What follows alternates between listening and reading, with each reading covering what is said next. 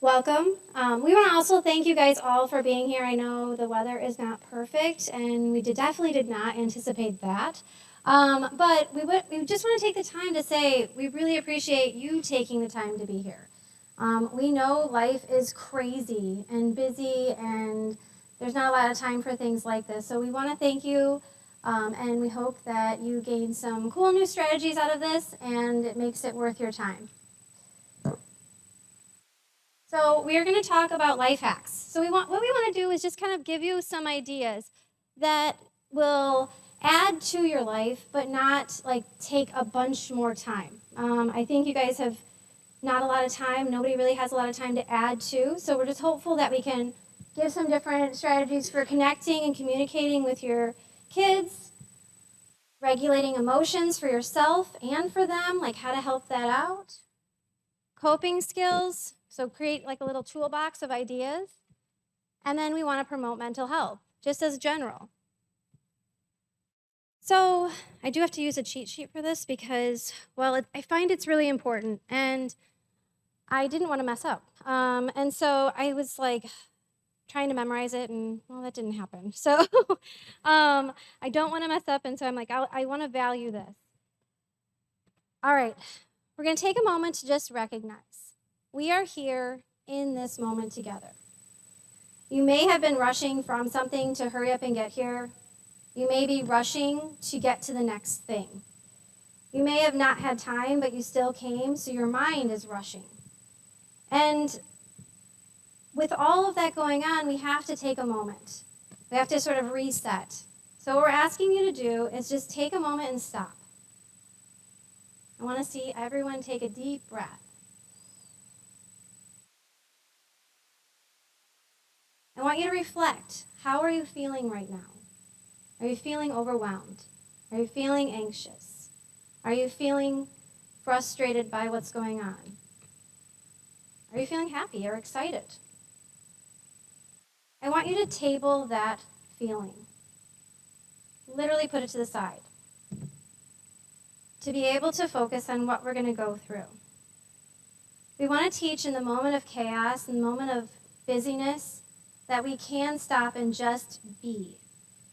If you can practice this and teach your kids this, it will be life-changing.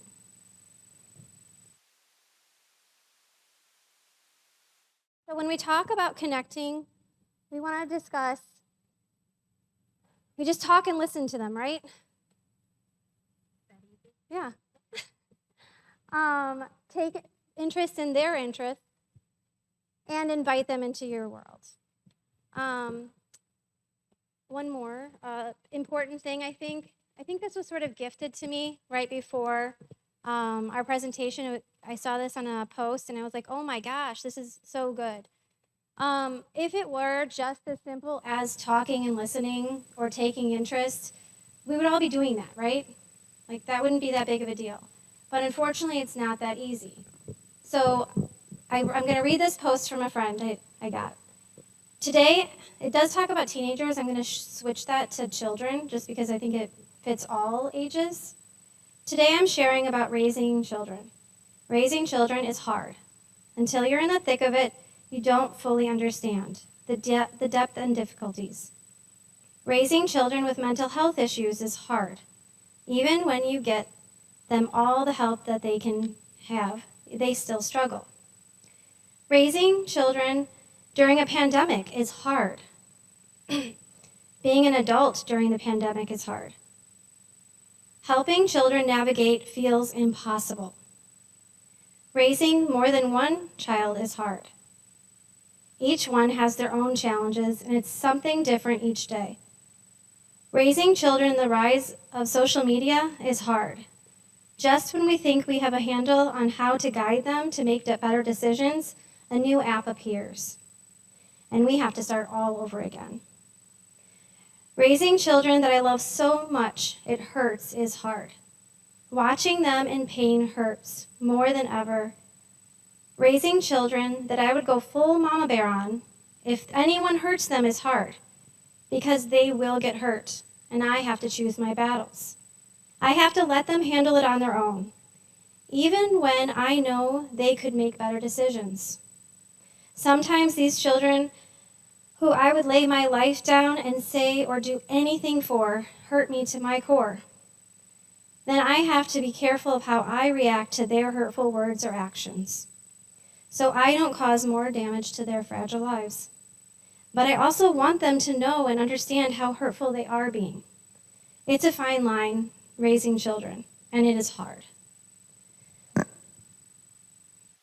So, again, if it were that easy, we would just say this, that's it, just talk and listen.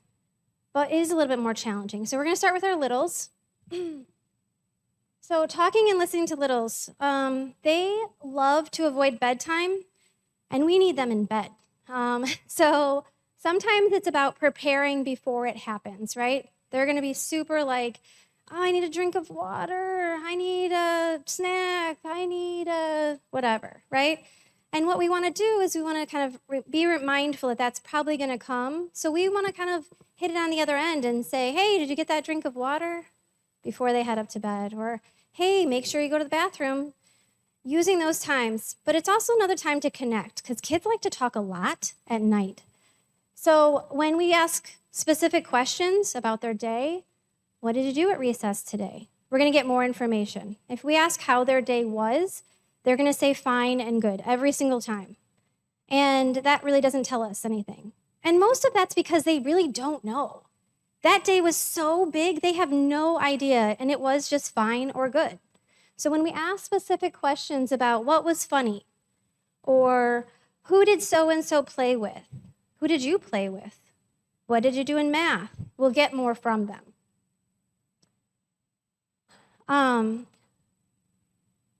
Taking interest in their interests.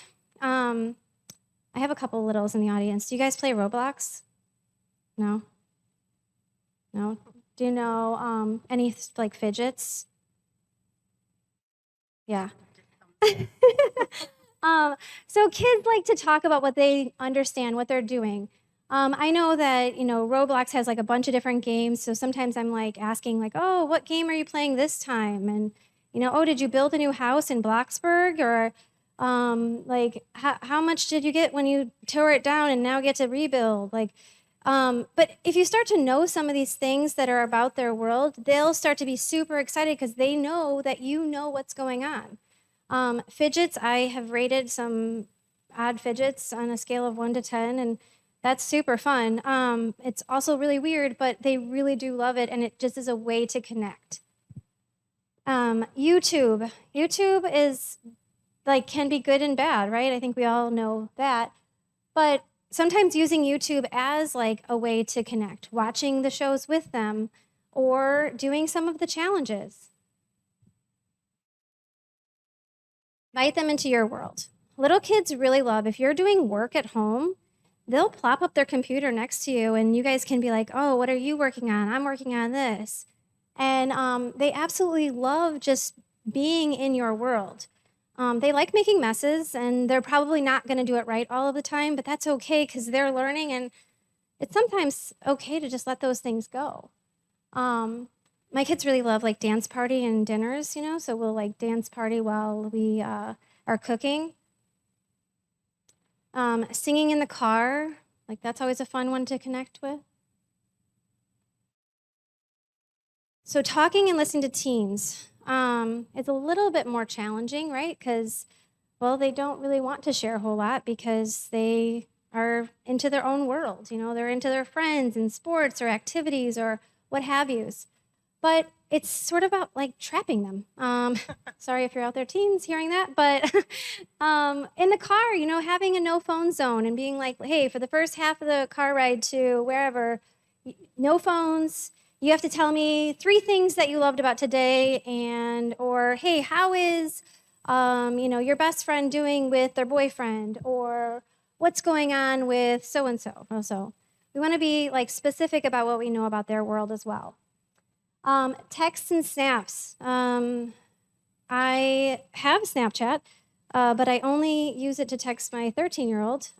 So I'm not really savvy in it, but it's a way to connect to her, and she loves it. She thinks it's the coolest thing ever. Even though even she'll save some of my really awful facial expressions. So I think that is going to be embarrassing one day, but whatever. Random, like, hey, I really noticed when you did, when you were studying the other night. Like, when you send those texts, it just helps them to notice that you are noticing what's going on. Again, be specific about your questioning. It's the same as the littles, but just in a different realm. Taking interest in their interest. If you haven't made a TikTok, it's a great idea to do. Not stressful at all. Editing's easy. Pure sarcasm. I drove her But insane trying to make a TikTok. I drove her absolutely nuts. I didn't know what I was doing. But I think that, like, one thing, they can go into drafts, okay? So if you make TikToks with your teens, they go into drafts, no big deal, no harm, no foul, and everybody thinks it's a good time and you can laugh about it for years. Shows. Kids are starting to really get into, things that you probably are watching as well. I'm going to date myself, and I remember when I first saw Dirty Dancing, and to this day, I'm like, man, I can't believe my mom let me watch that. But she watched it with me, right? And the reason why she watched it with me is because she got to create the narrative in which I saw it. So when there were things that didn't align with the values that maybe we had in our own household, she was able to point that out. So when I was watching Outer Banks with my daughter, and they're at a party every other weekend drinking beer, I got to say, hey, you may go to parties, but some kids walk around with a red Solo cup with nothing in it. So you don't have to partake in those things because those aren't aligning with the values that we want, and so just talking about, like, what that can look like in their future too. Extracurriculars, just learning some of the things that, like, they are into. I know Fortnite is out. I keep getting told that, but other video games, can't get into Grand Theft Auto. Sorry, it's a little too much. But if they're into, like, activities, sports, kind of just getting into, like, the things that they're into is really helpful. And if you don't have kids that are driving already, you had mentioned the being trapped in the car. Can you guys hear me okay? Okay. No? Okay. When my kids got older, that was one of the things that I actually missed the most, was when they started driving themselves, because those are some of the best times for conversations, and I don't think you realize it until you're past that stage and the inconvenience of driving all over the place. But man, are those some good opportunities to connect with teens. So, okay, so the next section that we're going to talk a little bit about is regulating emotions. You guys know that saying, do what I say, not what I do? How's that one working out for everybody? Not really, right? Not super effective. When it comes to regulating emotions, a lot of what our kids are going to learn is going to be from watching us. And I know that's hard. So we're going to focus a little bit on that, on how to identify our own emotions and manage those, how to develop some body awareness of how we are actually having those emotions show up for us. And we're going to talk a little bit about identifying triggers. This next section mentions elementary-aged kids, but honestly, these skills that we're going to go over, they can be applied across the board. You might need to tweak them a little bit, but they're pretty relevant for all of the different ages. As parents or caregivers, the best thing we can do for our kids is get in touch with our own emotions. Start identifying them, especially for our younger kids, if we haven't started that already. I'm angry, I'm frustrated, I'm overwhelmed, I'm exhausted. Just start labeling what we're feeling. They see it, they just don't have a name to put to it, and sometimes they're trying to figure that out and mistranslating it for us. So that can be a great starting point.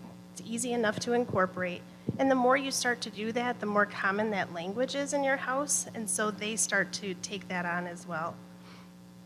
And also, it gives you that permission to identify a ton of different emotions, which gives them the message that we can have all of those. We're allowed to have all of those different emotions in this family or in this house. And I think that's extremely important, because emotions themselves are not bad. They might be uncomfortable. They might be really uncomfortable. They might be uncomfortable for the person having them. They might be uncomfortable for people around them. But that doesn't necessarily mean they're bad, and we're all going to experience them at some point, so we want to make sure that kids know that they're allowed to be angry, they're allowed to feel sad, and we're going to have those emotions as well. It is important, though, to get in touch with how our emotions are showing up for us. And this can be a little trickier. Some kids, they just don't have that, especially younger, they don't have the ability to tune into their own bodies unless they're taught. So we need to start that as young as possible. One of my ways that I really support doing this is just letting them know, it's kind of acting like a mirror to them and letting them know what you're seeing. So for little kids, you might say, hey, how are you doing? And they say, I'm fine, right? And they've got the whole scowl and the stomping and all that stuff going on. This is a great opportunity to say, really? Because like your body is totally not agreeing with you. Like your body's saying something completely different to me. I'm seeing this, I'm hearing stomping feet. Like, what's your body telling me you're feeling? And it starts to help kids put that connection to their emotions. Like, okay, I'm feeling this way and my body's showing up this way. This must mean I'm actually feeling frustrated or mad. With teens, you can do the same thing. You gotta be a little sneaky with teens always. You wanna take a little sneaky approach with them.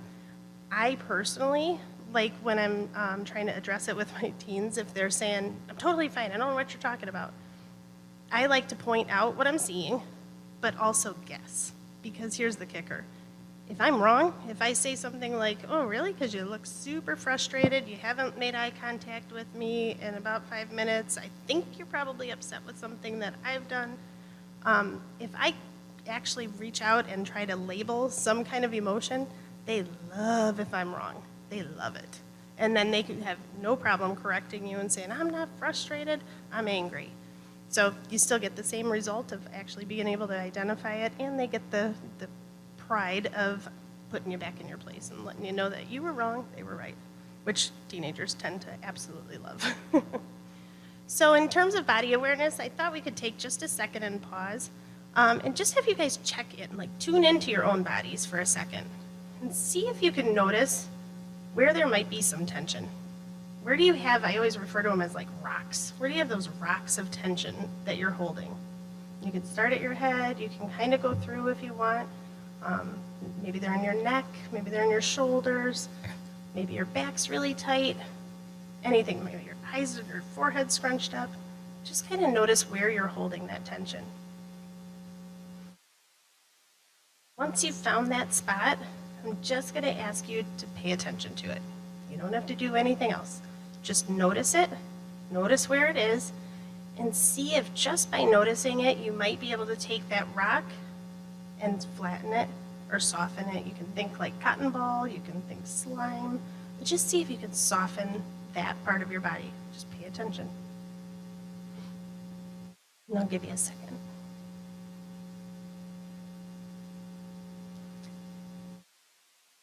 Hopefully by doing that, you guys are seeing, just by paying attention to our bodies, we can have a positive impact on it.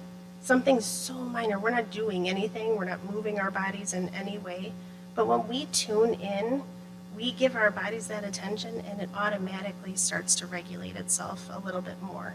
So that can be an activity that you can start to teach your kids as well, how to tune in and how to check for those spots that are holding that.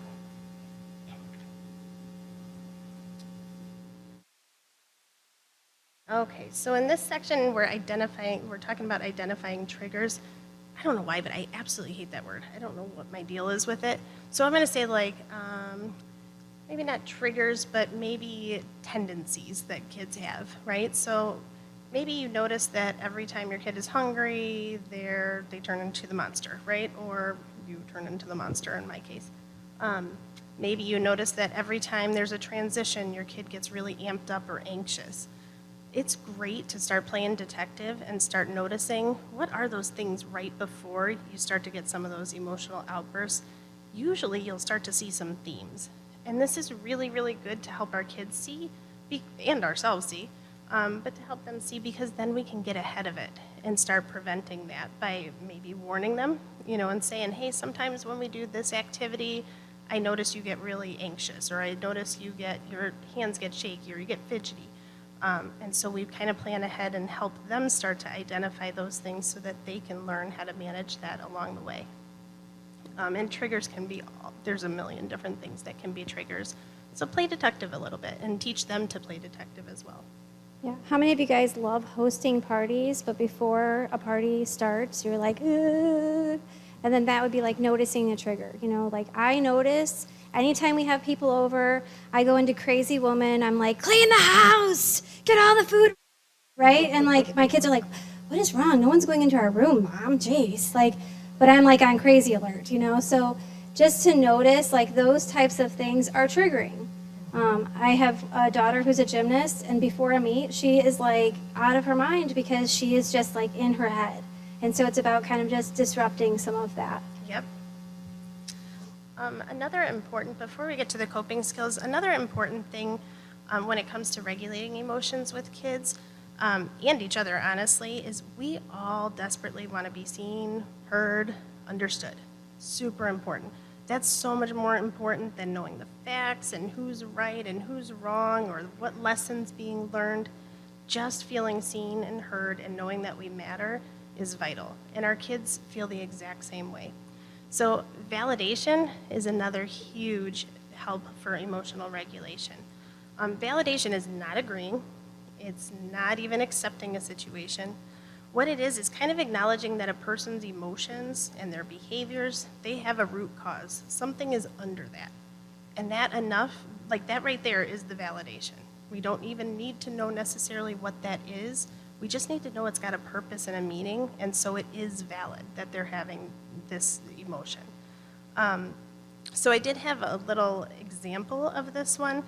Say your child comes to you and says, not one kid has to go to bed before 10 p.m. at this age. Not one. Okay, so everybody in here is probably thinking, absolutely, there is one child, absolutely, there is one child in this world that definitively goes to bed before 10 p.m., right? That's where our heads go. Like, you are wrong. You are very wrong. Validation it involves us looking for that one tiny kernel of truth in what our children are saying. 99% of it could be outright wrong, but we're trying to find that one truth. So I'll do a little audience participation in this one. How can we validate that? Not one kid has to go to bed before 10 p.m. We are out of control making this rule. You guys think of anything? It's okay if not. How about this one? I'm sure there are a lot of kids who don't have this limit, and I'm sorry, it's frustrating, right? Or, I hear your frustration, makes sense. Makes sense that you feel this is unfair if no one you know has this rule. And we're not lying to them, we're not totally agreeing with them, right?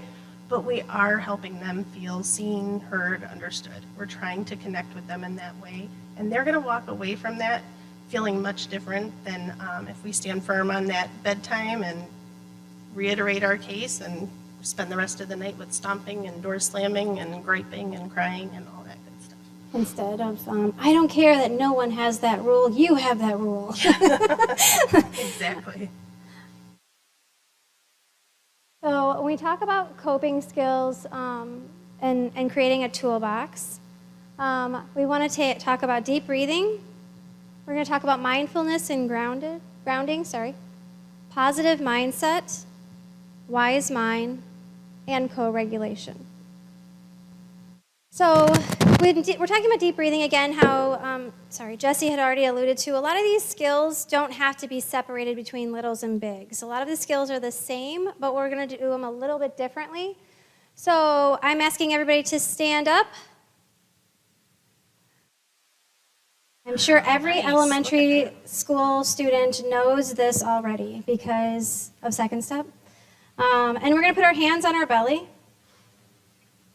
And we're going to take a deep breath in, and we're going to feel our belly kind of come in, and we're going to take a deep breath out, and we're going to feel our belly extend, okay? So in, out.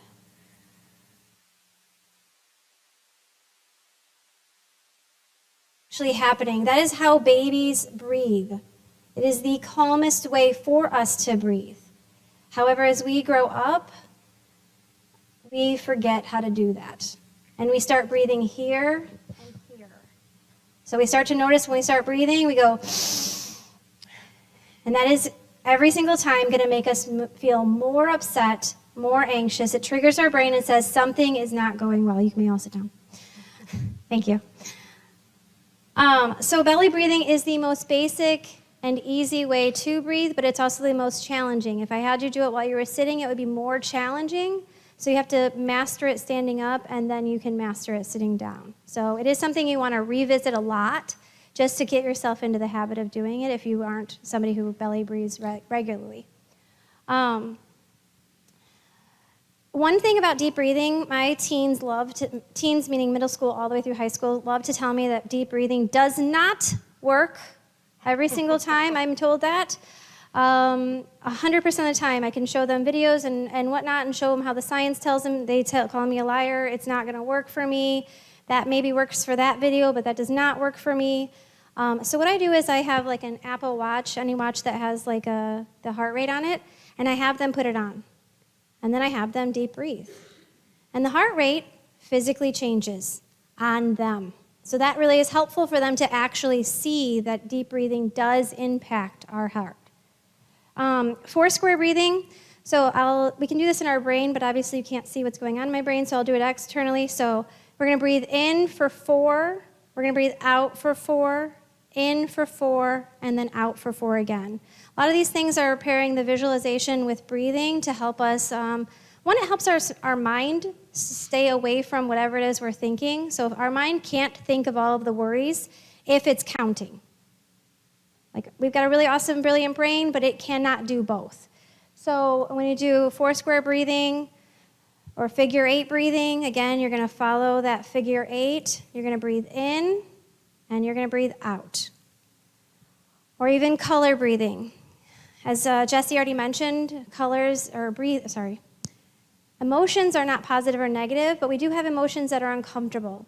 So we want to breathe out a color that represents the feeling that we want to get rid of, and we want to breathe in the feelings that we want to get, and the color then.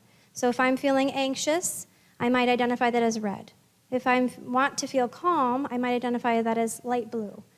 So I'm going to breathe in light blue, and I'm going to breathe out red. So that's something that I can do visually.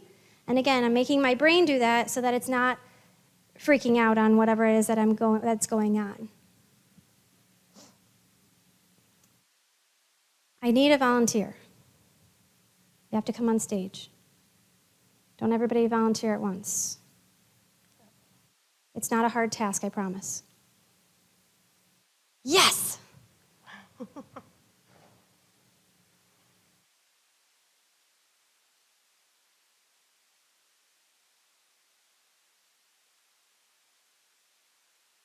Thank you so much.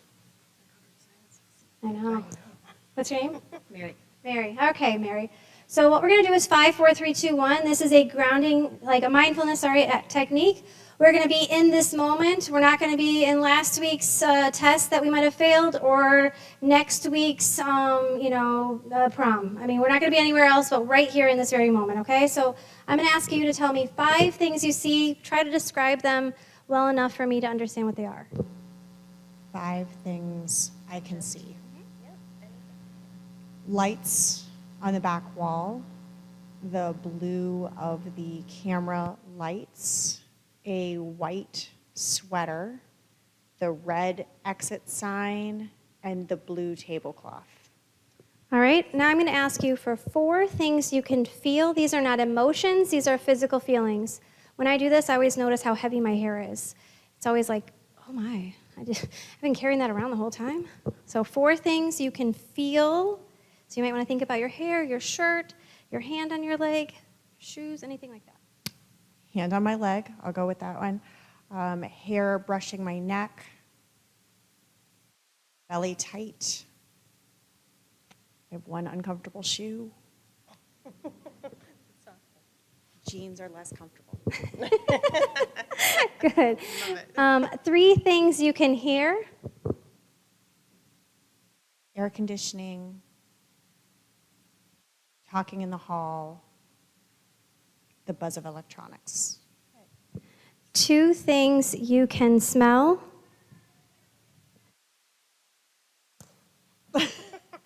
Spearmint gum. And shampoo. and one thing you can taste. I had gum before. I can still taste that one. Thank you so much.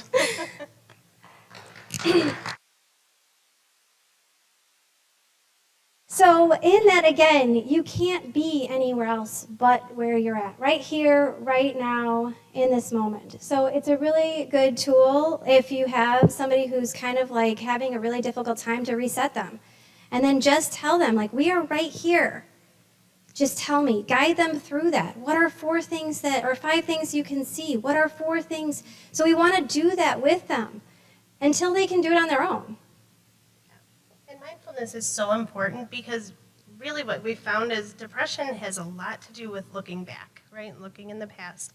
Anxiety has a ton to do with looking in the future. So if we can just bring ourselves back to the present in those moments, we really can start to settle our systems down and get back where we are. Grounding is the next skill that we're going to discuss.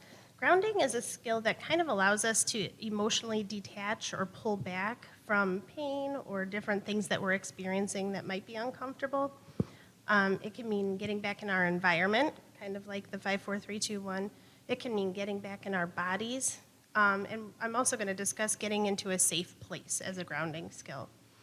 So getting back in our bodies, I'm going to actually use this one. You guys are already sitting down, so we can discuss it that way. Sometimes when we're having big emotions, it almost feels like we're like floating, right? Like we don't have a solid surface under us. We're kind of chaotic. It feels like that floating feeling, or like you're above watching that crazy lady do what she's doing, even though she knows it's not the right choice. Maybe that's just me. But it can feel a little chaotic. So grounding is one of my absolute favorite skills because it's literally just noticing that for this skill, it's just noticing the solid surface under you and bringing yourself back down. So while you guys are sitting there, it could be as simple as noticing the seat under your butt. Just noticing it, noticing that it's solid, it's pretty secure, although I think these are the foldy ones, so maybe not as much. You could also use your feet while you're sitting and push those into the ground and really notice that you're on a solid surface there. You can use grounding in this way, even if you're mobile, you can just notice the bottoms of your feet when you're walking. And it kind of gives you that constant reminder, like, I'm right here, the world's secure, the ground is right under me, I'm okay. That can be a great skill. I personally love, if I am really overwhelmed, pushing my feet into the ground. And sometimes I'll alternate them, but that's an incredible skill for me that calms me down. Another skill that we can, or another grounding skill that we can discuss is visualization. This one can be a lot of fun as like a family activity. Pretty much what it involves is you creating the safest, most secure place that you can possibly imagine, and have fun with it with your kids. This could be a place that you've been, or it could be totally imaginary, completely made up. And this is kind of one of those places that you get to take a mental vacation to when things get overwhelming. It's a vacation. Don't stay there too long, right? It's just a couple-minute break. But what we've found is that the more effort you put into like connecting your senses to that experience or that place, maybe paying attention to what colors come to mind, what sounds you would hear there, what sensations, whether it's the wind or the sand under your feet, the more you can dive into that visualization, the easier it is for you to actually go there in your mind. And your body starts to respond as if you're actually experiencing it. So that can be a really cool calming skill to teach kids. I have one of my kids in particular, when the school calls, because it's that kind of day, they will say, can you just remind him about swimming last week? Because swimming is his thing. And so we'll just talk about, you remember how cold the water was? Remember when you got splashed in the face? And it takes him out of whatever chaos is going on in his head and gets him into something that feels totally safe to him. And he can talk about that for quite a while. So, and it definitely breaks that pattern pretty quickly. So it can be a really fun skill for all of us.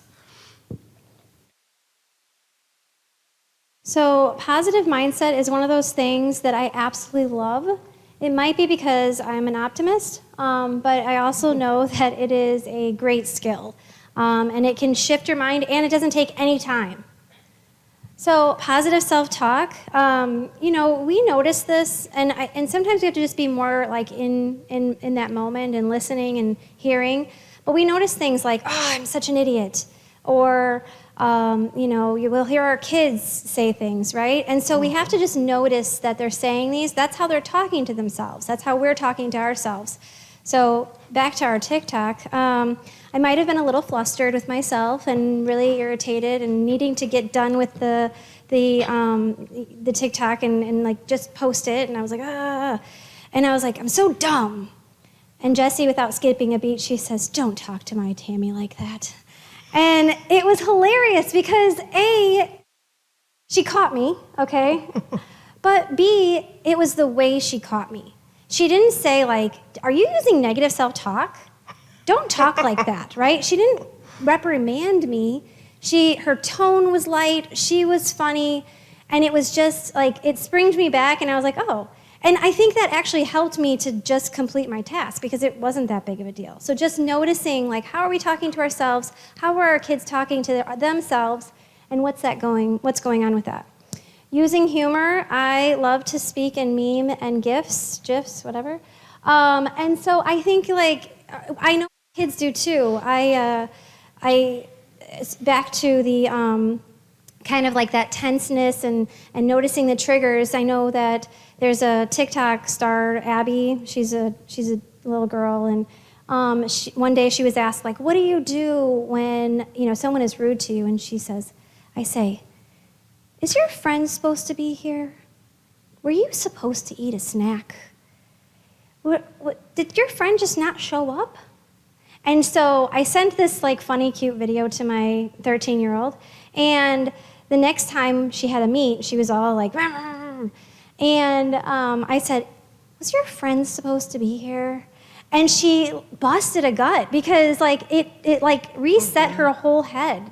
She wasn't in that space anymore, and it kind of like ejected her out of that space. So being able to just use humor to kind of cut some of that tension is really helpful. I'm only telling you the good things I do with my kids, by the way. I mess up a lot. Yeah, so we're not telling you all the bloopers. Yeah. Practicing gratitude. A lot of people will, I've seen a lot of like the jars where people will write in their gratitude throughout the year, and at the end of the year they'll kind of go over it. Some people use like a big poster, or like a big, whiteboard or whatever, and write down things, and the family can kind of add to it. Some people do it at dinner and talk about like, what's one thing you're thankful for tonight? So there's lots of ways to practice gratitude individually and then as a family, and that does help. If we're more aware of the things that are going on in our life that are positive, we're not focusing on all of the things that are maybe not working out. Surrounding yourself with positive influences. Back to those old sayings, you are who you are around. I always hated when my mom said that to me. But it's true. I notice that if I'm around people who are complaining or negative, like I start to be negative and I complain more. So I have to notice that. And that doesn't mean I have to not hang out with those people, but it does mean that I have to notice that being around those people might have that influence on me and I need to do something different. Noticing negative traps, that goes back to that, positive thinking. When I notice I'm saying things that are not positive, I need to just like reframe them. Sometimes it's something as simple as like, I have to go to the store. Instead, I get to go to the store. The reality is that not everybody has the luxury of just being able to go to the store. So I'm going to take that perspective because I'm thankful that I have maybe enough money to go to the store. I have the ability to go to a store. So just reframing that thought process is going to be helpful in catching that. And Tami, when you were talking about the positive self-talk, one concept I love to use with little kids that I work with is this concept of a brain bully. And we refer to that when kids are putting themselves down, when they're having that anxiety.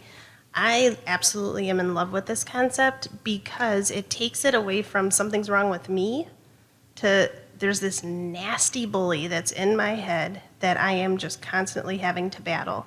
And it kind of separates them from the problem, right? It's not a them issue. It's more of we need to battle this voice that's in our head. And honestly, all of us have a brain bully, right? Every single one of us can identify that.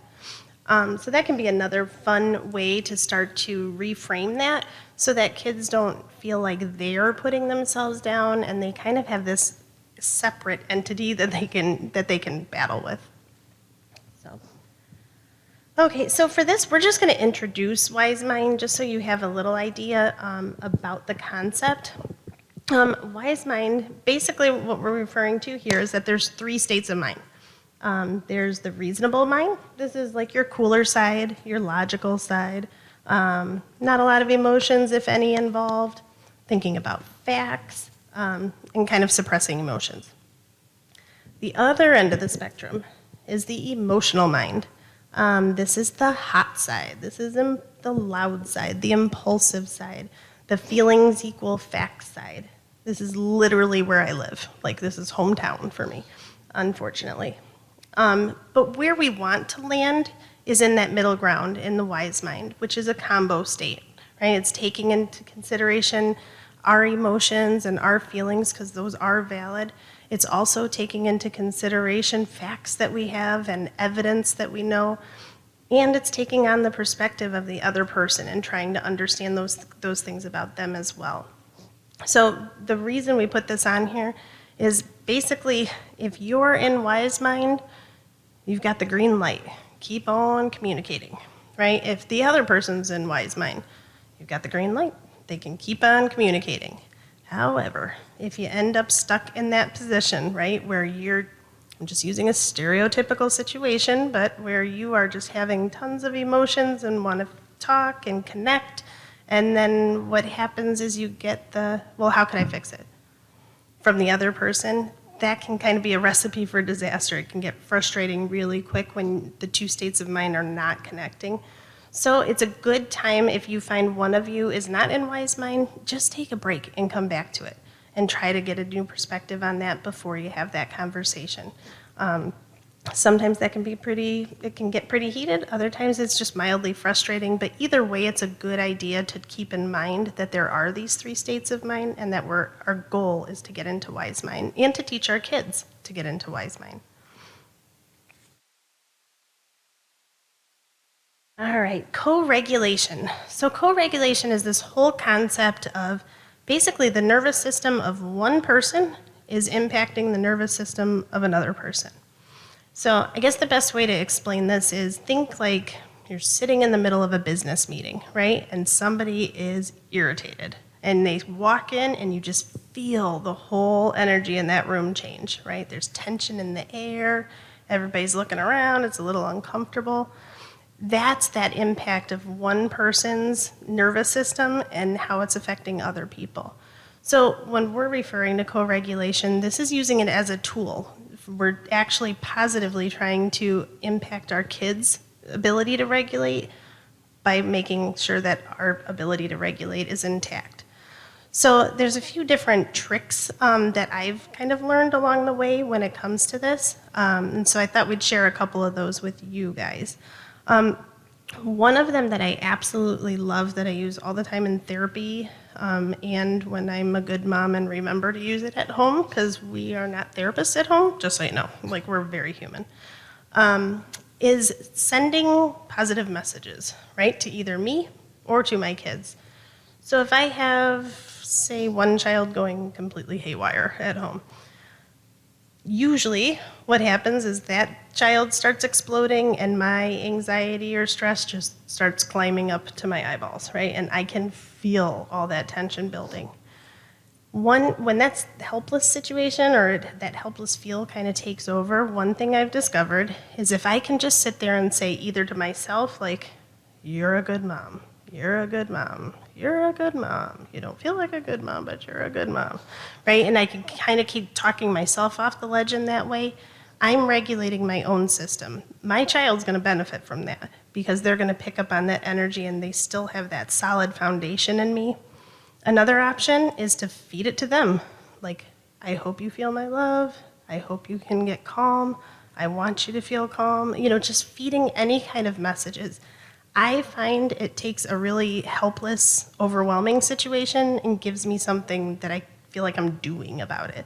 And this is internal, not external. Oh, So yeah, we're not sorry. saying that I to should've the said that. kid, because that might escalate them. If you're like, Oh, I yeah. hope you're feeling calm, like they're going to be like, ah, I'm not feeling calm.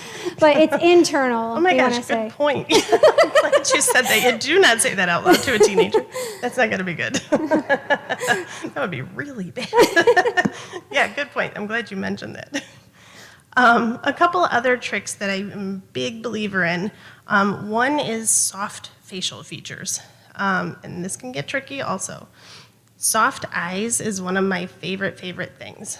I don't know about you guys, but I grew up in the look at me when I'm talking to you, right? That's kind of how my upbringing was. Hopefully, I'm not the only one that had that. This is the opposite. This is literally encouraging that eye contact, soft eye contact with your child when they are having a hard time. So it might sound for young kids a little bit more like eyes please. Like eyes please. Eyes please.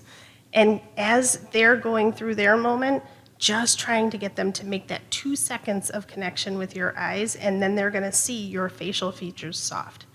One, it communicates safety almost instantly to them. It's a great way to attach, and attachment is super important with kids and their parents. But it also tends to take the volume or the temperature in that room down pretty significantly. I also use this with teens at work quite a bit. It doesn't sound like eyes please, because that's kind of weird, right? They don't respond as well to that. So it might be, can I see your eyes? Can you look at me? Can you look at me? And it might take 10 attempts, but the minute I have one kid in particular that this always applies to, he will be whatever, he's going off. And sorry, I forgot we had kids. But he can kind of be going off, and the minute I can get him to just real quick look in my eyes, everything starts to settle.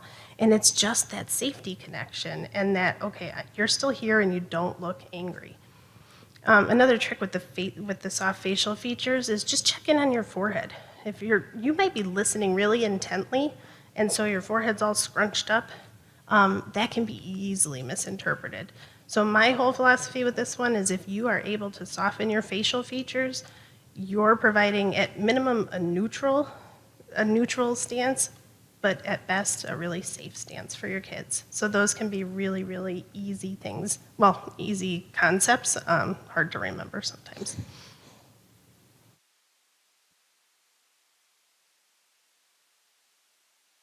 Oh, I forgot this was my slide. All right, hopefully you guys remember Bob the Builder. Okay, guys, can we fix it? No, we can't. No, we can't. All right, so we're gonna have a little repeat after me activity here. Ready? I can't fix it all. I can't fix it all. I can't be everywhere. I can't be everywhere.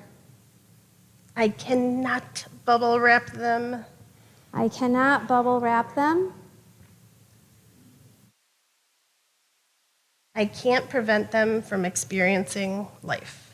I can't prevent them from experiencing life. Here's what we can do. We can connect, we can love, we can be present, we can believe in them and believe in ourselves. We can be consistent-ish. I don't know if anybody actually is great at being consistent, but we can also be home base, right? We can be a reliable person that they know they can always come home to. And we can also remind them how strong they are. And this one you guys can repeat too. I am enough. And so are they. They're doing the best they can also. So I know we are kind of running short on time, so we want to get through this last section. This last section is a little bit a quicker speed anyways, just because naturally, we want to create overall mental health, but also we want to be, again, aware of time and whatnot. So family participating activities, we'll talk about that. We'll talk about routines, family meetings and check-ins, and then last, boundaries. All right, so this is I'll really quickly describe this one. This is another great activity that you guys can do at home or just think about yourself. It's really important that we know what we value ourselves. But it's also really interesting to talk to your kids and find out what they value. It never occurred to me that those don't always match. I actually thought that my kids would just value what I taught them to value, and that's not necessarily the case. Once they get in their 20s, you see there's a difference. And so this can be a really interesting conversation to have. But also creating a family mantra. This is something that I love to do at home. Again, we're only telling you the good things we do at home, by the way. So here's some examples really quickly. In this family, we're all enough. In this family, we help each other. Our family stands for love, fun, learning, independence, whatever that is. This family celebrates that we're all unique. And this is my Mueller household. This house is safe for anyone who enters it. I love that one too because we were talking earlier, and like sometimes when we talk to our teens and kids, developmentally it's appropriate that their friends are their number one value, and that's okay. But this allows us to honor the fact that their friends are their number one value, and we value safety and security and allowing them to bring people into the house. And so I thought that that's really good that that's your family value because I feel like that kind of it meshes both ideas. So routines. I would love to lie to you right now and tell you that I do really good on routines. I am terrible with consistency with routines. So when, I know that routines are important, but routines don't have to be rigid. Okay, so these are great ideas, regular meal times, going to bed at the same time each night, waking up every day at the same time. All those things are amazing, and I'd say pick a couple that you really feel you can, put into practice. But also look at your other things that you're doing that are routine. I typically get home after 8 p.m., usually around 9:30, after work, and my kids know they're allowed to stay up until I get home. I take time in each kid's room, and sometimes if they're on FaceTime with a friend, they know I'm going to interrupt them. But these are routines that they value because I'm taking time to check in with them. I'm being silly or, checking in with their friends. I'm accepting them, who they are. But that is a routine. So it doesn't have to be everyone has to take a shower every night. It doesn't have to be these rigid routines. It can. These routines are important also, but it can also be other things too. I know you were talking about bedtime and your son, how you I have a teenage, sorry. I have a teenage son who does not like mom-son bonding time a ton. And so my routine with him is just a goofy thing that I do, and I go in his room every night when he's playing video games with the dudes, and I flop on his bed and just lay there and say, hey, right? That's it. And he looks at me and he rolls his eyes and he says, get out, you have 5 seconds. And I laugh and I stay there. And then our routine is eventually he starts off with fart sounds on his phone. Then we go to vomit sounds on his phone. And then he always wins when he gets to that really loud alarm clock on his phone because then I know he's going to wake up the other kids and I get out of there really quick. But he doesn't start there. No, he doesn't start there, right? So he does want time with me. He just doesn't know it. He just doesn't know it. So it's about looking for those little routines in your already everyday and just noticing them and keeping them going, okay? Because if I didn't go into my kids' room and check in on them after work, I think they wouldn't say, hey, how come you're not doing this? But they would miss it. And so same thing, if he wanted you out for real, he would start with the alarm that's going to get you out, right?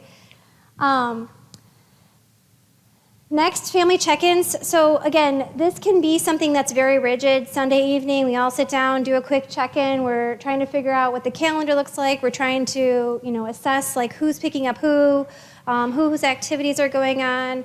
Is there any problems that have happened or occurred? Should we address anything? We want to just problem solve. These things should be pretty brief. It involves everyone. But I'll be real honest, we as a family use text, we check in as a group text. We use a shared calendar. That's another thing, and on the shared calendar it says who's picking up who or what's going on so there's no miscommunication. So it is about just checking in, but if you can simplify it, or if you want to create, like, hey, we're going to sit down and do this because it's the one routine we're willing to pick up on. So just think about like some ways outside of the norm, or pick up some of the things that are part of the norm. That's either works. Real quick on that check-in too, I have a lot of teenagers in my house, so things are tricky sometimes. We do a check-in where when like communication's a little off or there's issues going on, we just started it up again, so don't give me too much credit, but we have notebooks, right? So mom has a notebook with daughter, mom has a notebook with son, and that is our like safe way to communicate stuff that we just don't feel comfortable having the face-to-face conversation about. It's a really nice tactic because they can write whatever the heck they want in there. It's only between us. They leave it on my bed if it's for me. And then I get to read it and breathe and process whatever's in there, take a second. I don't have to react. I don't have to respond right away. I could wait a day or two to respond. But I've found that when the going gets kind of tough in communication, that can be a really, really nice outlet that feels safe for everybody. It's like waiting the 24 hours before responding on the email. Yeah, which I don't do well with, by the way. Boundaries, I'll briefly go through this one because I know we could have a whole entire session on this. I did find a cute quote though. It says, "You're not required to set yourself on fire to keep other people warm." And I think that applies a lot in parenting. Boundaries are a great way to help kids feel safe. The world is big. It's overwhelming. There's a lot out there. I feel like as parents, boundaries, one way to think of them is we're kind of fencing them in a little bit and saying, don't worry about all that. Like, this is your turf. This is all you have to deal with. The rest of it, try to let that go. So they can provide that feeling of safety. But boundaries also deliver a message that we believe in our kids. So when we rescue kids from responsibilities, when we are doing all the things for them, when we're preventing natural consequences and getting in the way of those, when we're not allowing them to struggle because it's hard to watch that, we kind of deliver a message totally unintentionally that they need to be rescued, that they don't have what it takes yet, right? And that's never the intention, so I don't ever want to imply that, but honestly, that can be the message that's delivered. So I do think boundaries are really important in that area also. They also, when we can allow our kids to go through those tough times, it frees us up and we have more energy to pick them up when they fall, to be their biggest cheerleaders, to tell them what we see in them and their strengths and how we know they can get through it. So it takes a lot of the energy of trying to save them out and gives us a lot more of that emotional connection energy that we really need. I'm actually going to skip over going through each of those because it was just examples. Well, I think a couple of them though would be really important, just because I feel like most recently, I don't know how you feel about this, but most recently we all have maybe overextended ourselves too. Mm-hmm. So time is one that I really think is important. We can't say yes to everything, and FOMO is real. So like the feeling of missing out, and like everybody gets to do these things and I'm sitting at home, and sometimes it's okay to choose to sit at home or to choose to go with family, mm-hmm. or to choose to do some of these things, because if we do everything, we hit burnout. Yeah. And that isn't a good space for any of us. None of us are promoting mental health if we are constantly saying yes. There's The Best Yes, it's a book, and it says, if I choose to say yes to this, I inevitably am saying no to something else. Yeah. And so that's something that we have to be aware of. Like, if I'm choosing to say, we say yes to this mm-hmm. tonight, we're choosing to say no to being at home. Well, I would have been at work anyways, but but either way, it's just, we have to be aware that that is a choice that we're making, and we have to be okay with that choice. So, I definitely think that time is one that we have to be really aware of now, because I'm not sure that we're all doing that all the time, but. Well, and even the physical boundaries, that could be anything from we don't hit when we're upset to, like, we don't let our friends pierce our bodies. That's a good one for teenagers. Communication boundaries could be anything from we build each other up in this house to we try our hardest to be honest. And some of those are really important. Mm-hmm. Yeah. So obviously, like, a quick Google search can get you more, understanding under each realm. But just so you, know that boundaries are obviously very important to promoting our mental health. All right. So again, we want to thank you for being here. Right now, we are going to the Q&A. So thank you both very much for being here. Let's give a big round of applause for our presenters. We're going to try and do this cleanly so we can hear on the recording, because I feel like these parts of our presentations are really valuable for people. We will be continuing the recording, but you will just see the stage here. So we wanted to give you the opportunity to ask any questions that you may have for our presenters. If you don't mind, if you have one though, let's go to Mr. Freeman, raise your hand. We'll come around and give you the mic so that people at home can at least hear the questions. That means you have to answer them, right?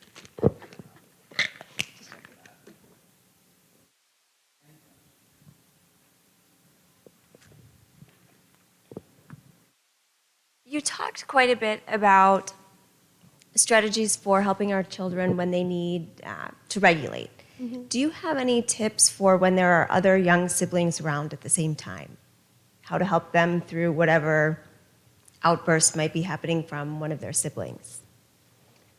I think, again, putting language to things can be extremely important. And it's not selling out the child who's having the meltdown, but it can be, it really matters to me that you stay safe. So if, say, they're having a physical moment, it's important to me that you stay safe. So I'm going to need you to go play over here, but I will come back. And that kind of communicating, mom's coming back, you're not being pushed aside, but right now we need to focus on this. But I think open communication is where I tend to fall more often than not. I do have a non-neurotypical child at home, and so this is something we end up dealing with quite a bit. Open communication and just saying, like, they struggle sometimes with this, so we need to, kind of honor the fact that mom's going to be busy for about 25 minutes. And I think going back to, and when you go back to the other kiddos, like saying, man, that was really hard. So going back to that validating, like, that was really hard to deal with, huh? How are you feeling about that? Like, did that bother you? Like, is there something that we could do to help you through that? Like, so just, like you said, the language, but just being able to validate that they're struggling too. And so-and-so had really strong emotions right there, and we all have strong emotions. And strong emotions are okay, but we have to be safe around them. I do think sometimes siblings, there can be that anger or frustration or resentment that really builds up. And just letting them know that that's kind of a normal reaction. It doesn't mean we have to stay there. We don't have to make that home. But it's okay to acknowledge the fact that that's coming up right now, and not to kind of put them in a position where they feel like that's shameful or not allowed.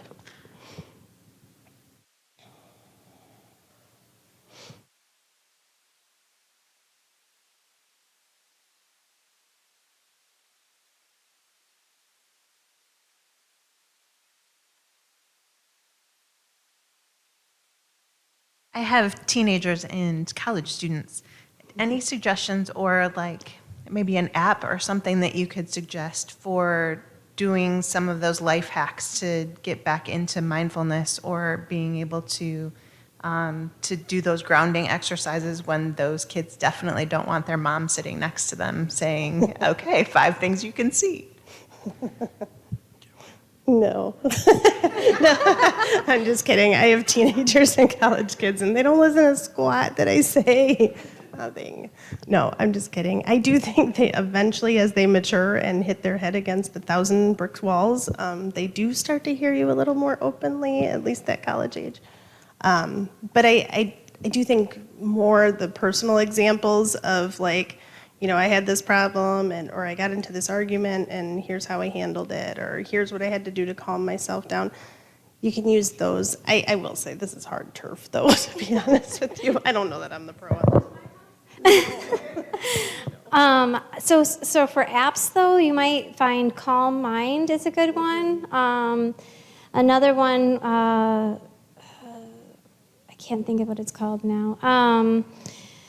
There are a few apps out there. Even, man, I'm like losing my mind on which ones there are. There's There are some like DBT ones. Yeah, there's a that are CBT actually one. really good also. They teach a lot of that interpersonal effectiveness, skills like that, which I do think is really applicable for that age group because they tend to struggle a lot interpersonally with friends during that stage and figuring themselves out. So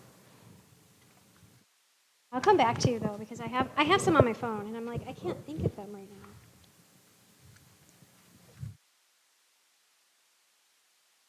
I do buy my kid a book every single year for Christmas. He hasn't read one. I don't have a question, but I think I have a little bit of an answer for that one. I know that we have in the district virtual calming rooms, and I was looking around for Mr. Alboras to speak more to that. But we do have virtual calming rooms that I think all of our social workers in our buildings, so the high schools, have access. And I know I've gone to it before, so it has everything from I think apps to like the like adult coloring books, like calming activities. So again, that may be a resource if you have children in the district. I don't know if you have more to say, Tim.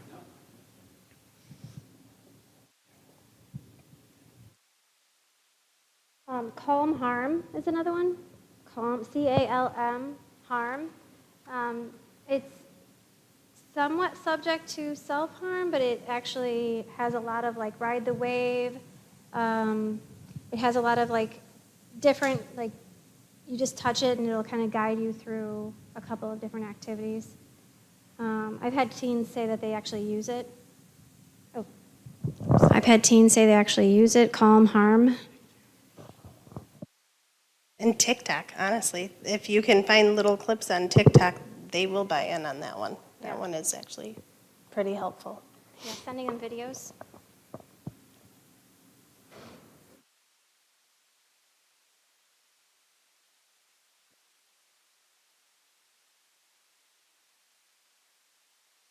think they're all ready for the raffle. That's what they're wanting. I think so.